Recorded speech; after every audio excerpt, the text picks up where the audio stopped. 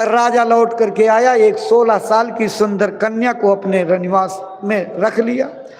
अब रनिवास में बात नौकरानियों में कान में बात होने लगी, ये उनमें फूकने लगी, वो उनमें फूकने लगी। धीरे धीरे ये बात नौकर चाकरों तक पहुंची, मंत्रिमंडल में पहुंच गई, पूरी नगर में गूंज गई। देखो इतना खानदानी राजा दानवीर, और बुढ़ाई बेला में सबका विवेक चला जाता, सठिया गया और अपने घर में जो है एक नई नवेली लड़की को रख लिया। बह गया खानदान, बोर डाला चारों तरफ जो है। 2-3 साल बीतने के बाद राजा फिर इच्छा लेकर के गया कि चलें अब जंगल में देखें क्या हुआ। देखा कि सारा ढेर सिकुड़ करके केवल 3 अंजुली बचा हुआ है। तो राजा ने कहा महात्मा जी ये क्या है?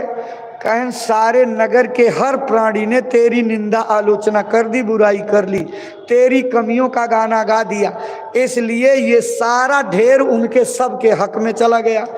एक कुहार यानी प्रजापति है, वो साधक है, जानकार है, जहां तेरी निंदा होती कान बंद करके भाग लेता वहां से, अपनी जबान से आज तक तेरे बारे में कुछ नहीं बोला।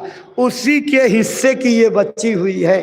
तुम एक काम करो, उसके पास जाना और उससे सिर्फ इतना ही पूछना कि भाई मैंने अपने घर में एक 16 साल की ब्राह्मण कन्या को रख लिया है, अच्छा किया है बुरा?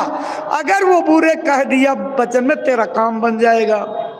तो रात को भेष बदल करके गए, कुर्ता उर्ता फटा पहन करके, राजशाही सब वेशभूषा उतार करके।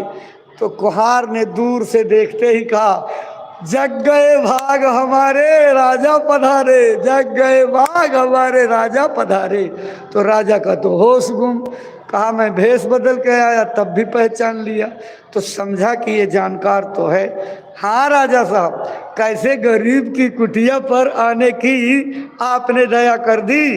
अरे कहा भाई मैं एक बड़ी मुसीबत में फंस गया, उस मुसीबत में तेरी मदद लेने आया। ये बताओ मैंने अपने घर में एक ब्राह्मण कन्या को रख लिया है, तो मैं ये नहीं जान पा रहा हूँ कि मैंने अच्छा किया कि बुरा। यही तुमसे पूछना आया हूँ भाई कि मैंने ठीक किया है कि खराब किया है। उसने तर ऊपर किया, मूड़ी आसमान में, नीचे 2-3 बार करके कहा अच्छा ठगने आ गए हमको। राजा साहब आपने ब्राह्मण कन्या को रख करके अच्छा किया कि बुरा, ये तो मैं नहीं बताने वाला, लेकिन मैं इतना जरूर जानता हूँ कि वो जो साधु बाबा के आश्रम पर 3 अंजुली लीद रखी हुई है उसको आप खाओगे, आप, मैं नहीं खाने वाला। सर नीचा करके प्रणाम किए चले आए। महात्मा के आश्रम पर जा करके उन्होंने अपनी गमछे में लीद को बांध लिया और प्रायश्चित के तौर पर, जैसे आप लवण भास्कर चूर्ण जो है पंच सकार पेट सफा डालते हो चम्मच चम्मच, ऐसे रोज सवेरे बासी मुंह उस लीद को चूर्ण की तरह फाँक करके प्रायश्चित किया। तब राजा रघु को अपने कर्मों के बदले देने से बचना पड़ा।